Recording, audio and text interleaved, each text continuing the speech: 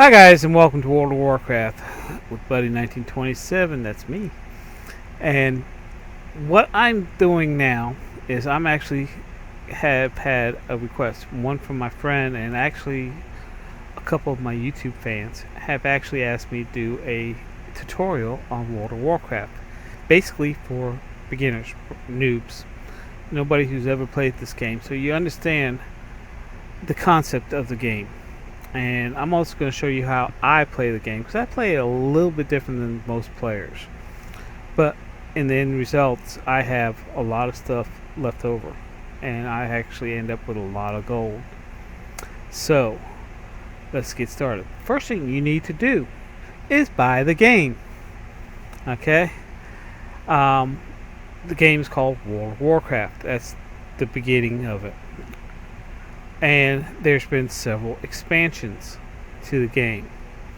So once you buy, you can go to Blizzard. As a matter of fact, I think Blizzard has several game packs that you can buy all at once, where you get all the way up to the latest expansion. Because each expansion is another level and another ability. So if you buy the original vanilla World of Warcraft, you can't until you buy Burning Crusade, Lynch King, Cataclysm, then Mist of Pandaria. Each expansion added something more to the game. So if you start off with this plain old World of Warcraft, then you can only have what was available for World of Warcraft, and you can only level up to a certain level and so on. Each expansion you level up to another level and had different characters and also different abilities. And the current version is Mr. Pandorian.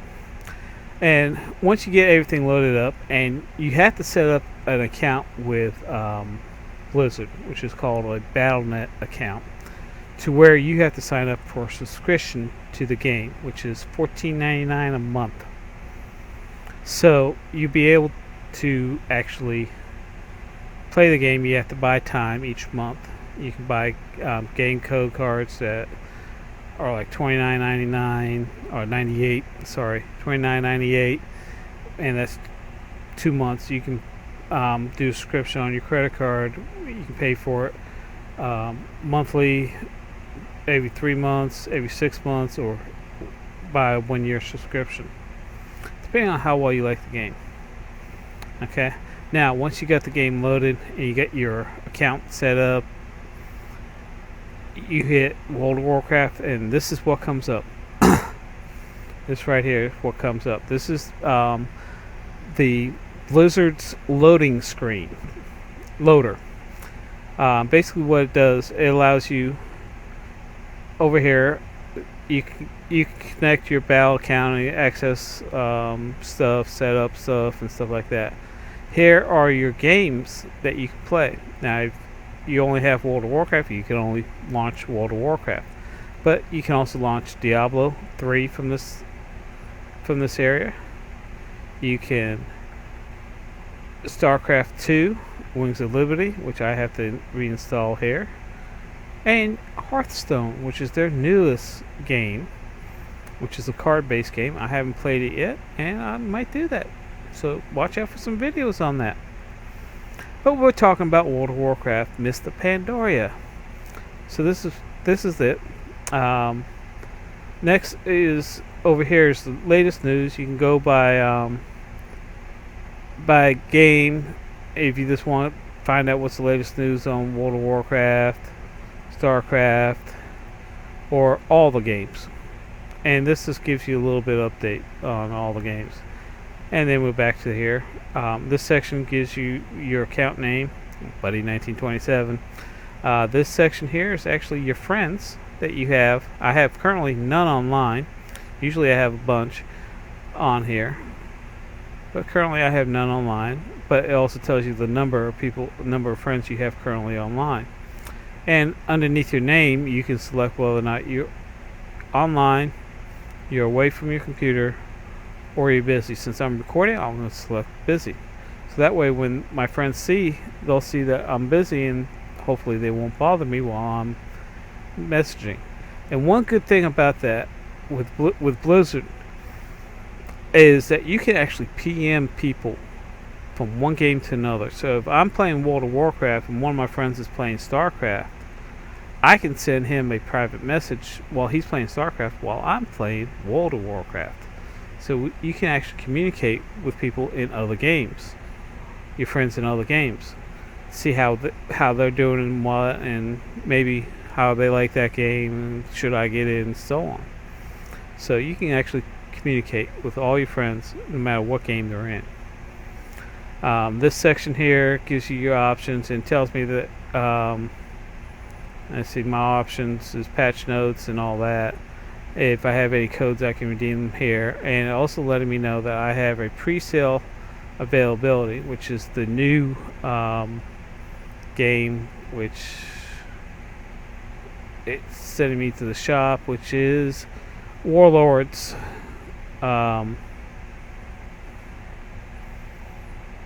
Of Dorian, which is the new patch, which is the new expansion, which is coming up, I think in December, around Christmas time, maybe a little bit before Christmas.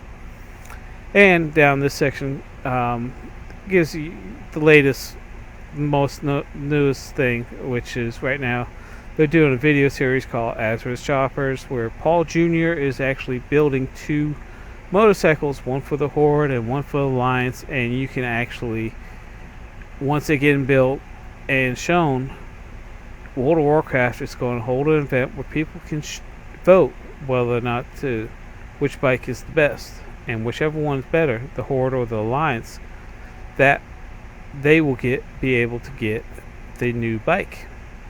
And they also have this new thing called a new level 90 crash course video, which you can actually, in the game, you can actually purchase. You can take a level 1 character and have it automatically leveled up to level 90, or whatever level it is, all the way up to level 90. So you can do that. Down here is where you select your accounts. Since I have several, I have 2 active World of Warcraft accounts. I have a third account that is not active. I also have the public test server. I also have a beta account where I can beta test the new games. And then you press play. This is what you want to do next. So we're going to press play, and hopefully the game will launch. Okay, and there it is. It's loading up as we speak. I'm going to blow this up a little bit. There we go. And you start off on this server. This is the server I'm at right now.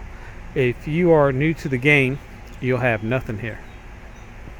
And if you bought this game to play with friends, first thing you want to do is go over here to where it says change realms. And the reason why you want to do this is you want to make sure you're on the same realm that your friend is on. Because if your friend is on Sinjin and you're on Grosh, you ain't going to be able to quest together. You ain't going to be able to play together. You got to be on the same server, guys. So make sure you got the right server. Breakdown of this selection is basically you got your server's name here. You got the type of servers. There's several different types. There's the normal server, which I recommend if you're new to the game. That's where you start off with. You have a role-playing player versus player server, which once you reach level 10, you can be attacked by the enemy at any time. So that's what a player versus player realm is about. And this is role-playing where you can play certain roles. The next one is a regular player versus player, or PvP realm. And like I said, once you reach level 10, you are attacked. So, and then you have a role-playing, a plain old role-playing realm. I always suggest that if you're new to the game, you start off with the normal round, so that way you get used to the game and used to your characters. Then, if you're into PvP, once you get used to the character, you can always either transfer your tune to a PvP realm, or you can start a new toon on a PvP realm and start building them up that way.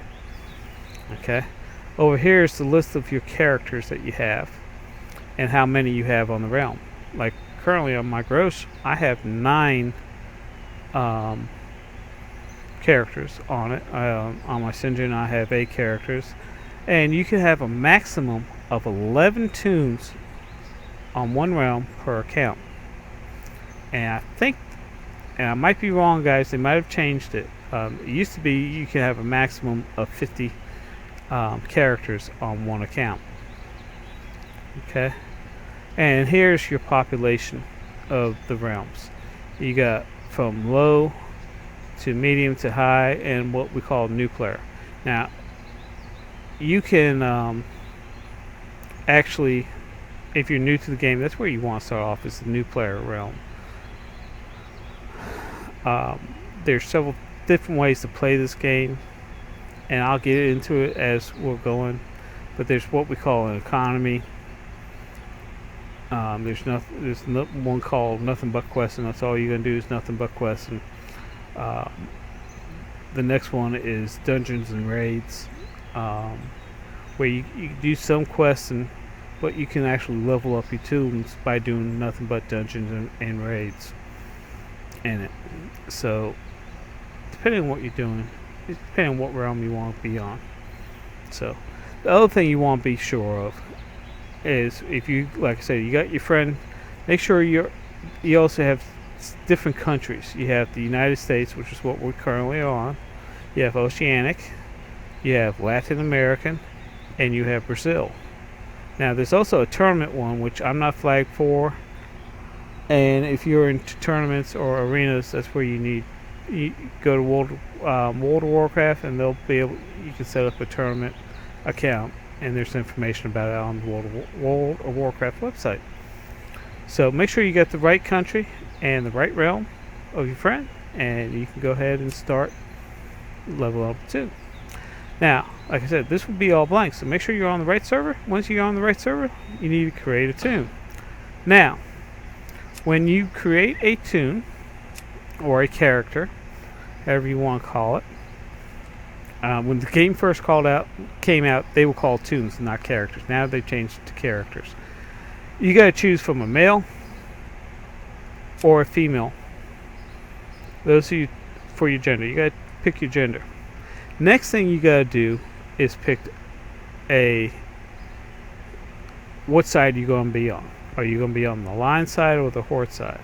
And if you're playing with a friend, make sure you're on the same side, because the Alliance faction against the Horde faction, they hate each other, and you can't quest together. You got to be on the same faction, whether it's Alliance or Horde. So make sure you got the right ones. Then you got to pick the race that you want to be on. I'm going to start off with Horde, and we got our lovely green goddess here, an orc. We have the lovely Dead Knight showing her lovely knees. Aren't they sexy? We have the Taurian. Look at that tail wag. And look at those nice, beautiful horns. We have the Trolls. Isn't she looking devilly with those bones sticking out? Then we got the diva of the Horde clan, the Blood Elves. And then you have the goblins. And look at that nice blonde hair against that green-haired skin beauty. Yes. On the Alliance side, we got the humans, and I hope you all know what humans are. You are one of them, or at least most of you are. We have the dwarves. We have the night elf, which is actually kin to the blood elf, but a little bit larger and a little bit more meaner. We have the gnomes, which are actually kin to the goblins. We have the Draenei, which is actually kin to the Taurians. We have the Worgen, and I'm going to switch something here, and I'm actually going to move. Oh, okay, I'm out of the way. Alright, that's good. Okay, we also have the Worgens. Now, a Worgen is actually two classes. Basically, it's a human that has been inflicted by a disease, which is more like they turn into werewolves or worgens. So when they get angry, they turn into the worgen. And when they're calm, you can actually transfer. When they're not fighting, that you can actually transfer them back into a human form. So that's what you got. That's it for the lines. Now you do have another race. They're called Pandorians. Now Pandorians are panda bears, basically. And Pandorians are a unique, special race. And what makes them unique is when they first start out in the starting area, they are 100% neutral. They're not alliance, they're not horde. And if you can't get invited to a guild until you finish the starting area of Pandoria. Once you finish all the quests in the starting area, at the end they will ask you to choose whether or not you want to be on the alliance side or the horde side. And again, if you are playing with someone on this, make sure that you pick the right faction, whether it's alliance or horde. Make sure you pick the right ones. So they are a little bit unique. They're both horde and alliance, so they can decide which one they want to become. The last thing I'm going to go over in this section is actually the classes that are available. Now, there's a total of 11 classes. Out of these 11 classes, I'm going to do some moving here while I'm explaining this. Out of these 11 classes, you can only certain races can do certain classes.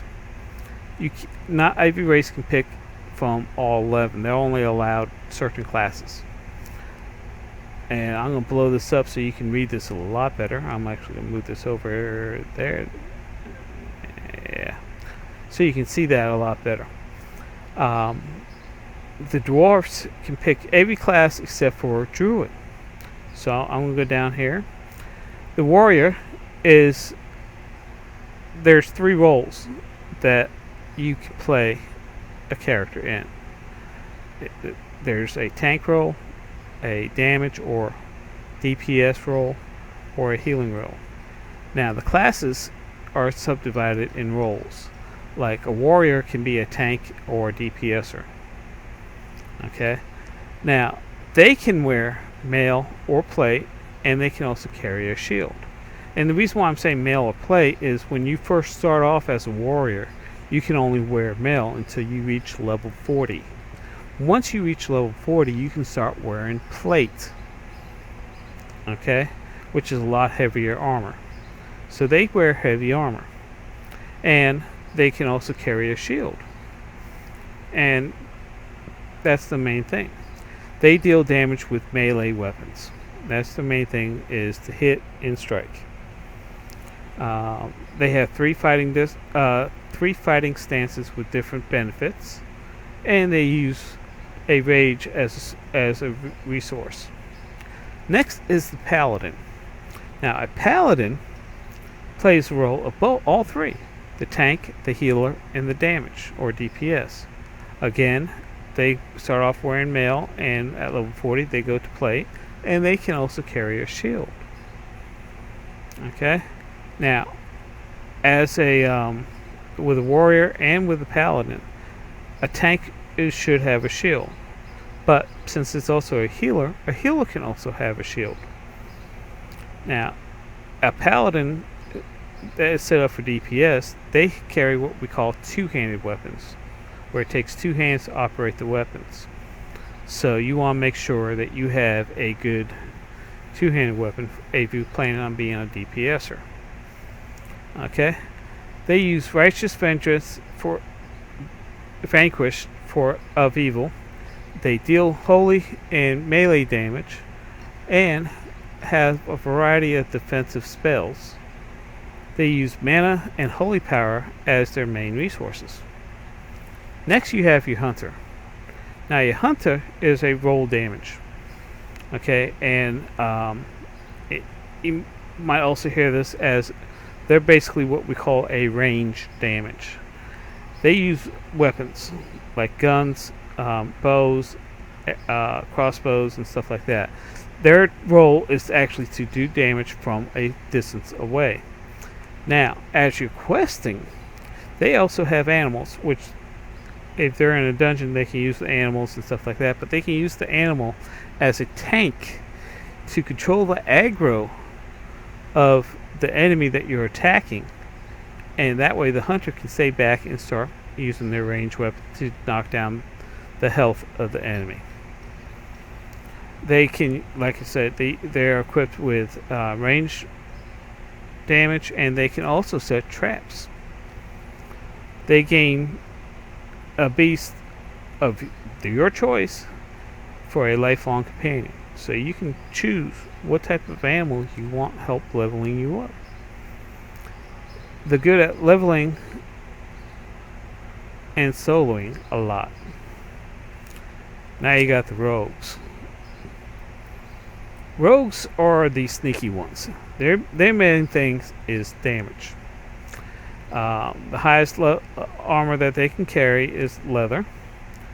They wield weapons, and they dual wield. They have weapons in both hands. They emphasize in stealth, which they can actually sneak up behind somebody, either knock them out, or backstab them, or do damage on them before they know that the enemy knows what's going on. They also use poisons on their weapons to actually inflict the poison onto the enemy and to do damage over time. And they also have different types of controls. Like I said, they can knock people out, they can put people to sleep, and so on. They can build up to 5 different combo points to unleash a finishing move, and they use energy as a resource. You have your priests. Now, the role of the priest is a healer or damage. The highest armor that they can carry is cloth. They heal damage with holy. They heal in damage with holy magic. They cause damage with shadow magic, and mana as a resource. Then you got your shaman. Now, shaman is a healer and a damage. When I first started playing the game, they were also a tank. Now, they start off wearing leather, and at level 40 they can start wearing mail. And they also can carry a shield. Depending on what type of shaman that you have, is whether or not you want to wear a shield, dual wield, or use a staff. So you have that. They invoke the power of the 4 elements. They use totems to add a buff, to heal, or to deal damage.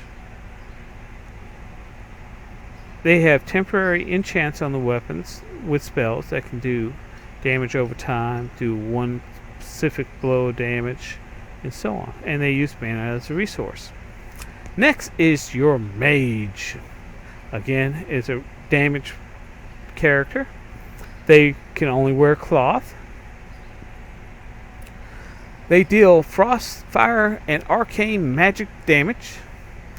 They can polymorph enemies, which means that they can change. Say if you have a big ogre out there that's attacking, they can actually change it into a sheep.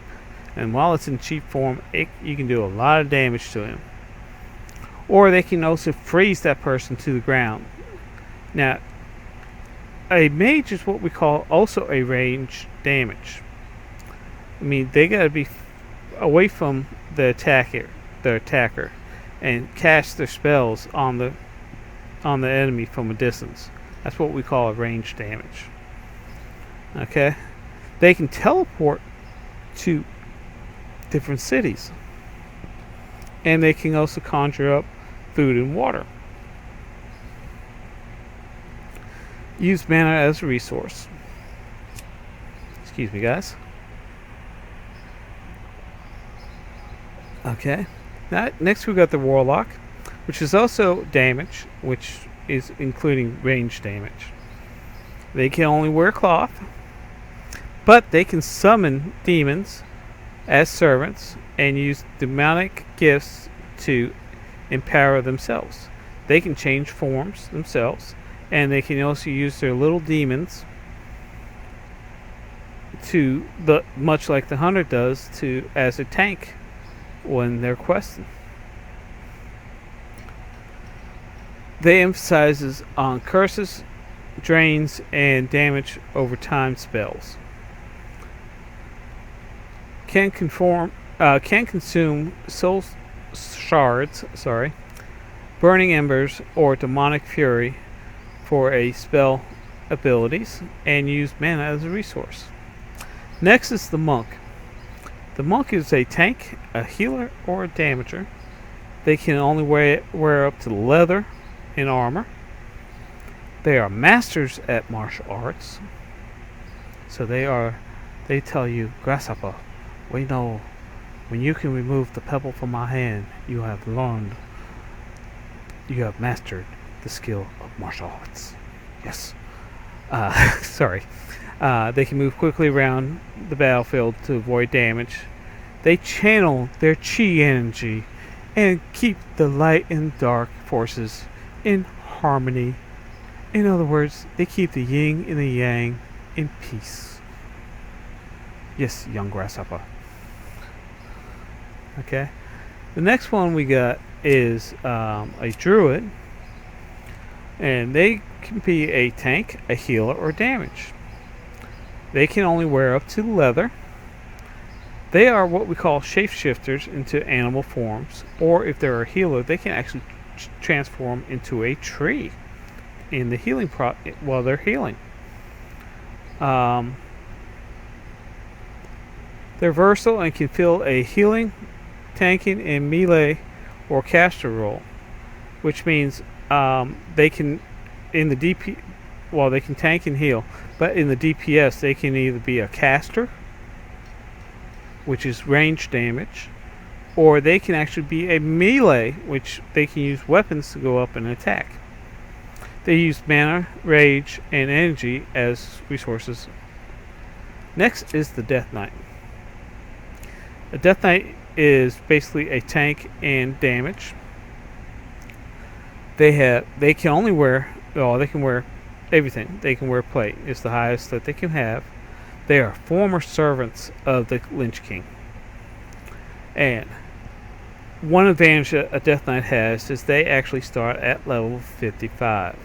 So if you're planning a farmer tune, this is actually pretty good because you got one that's already at level 55.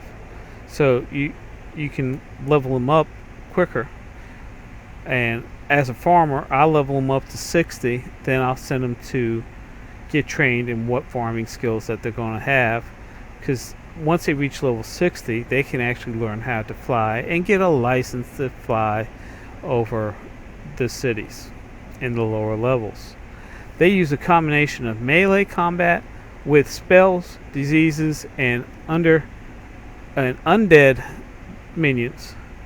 They use runic power and runes and runic power as their power source.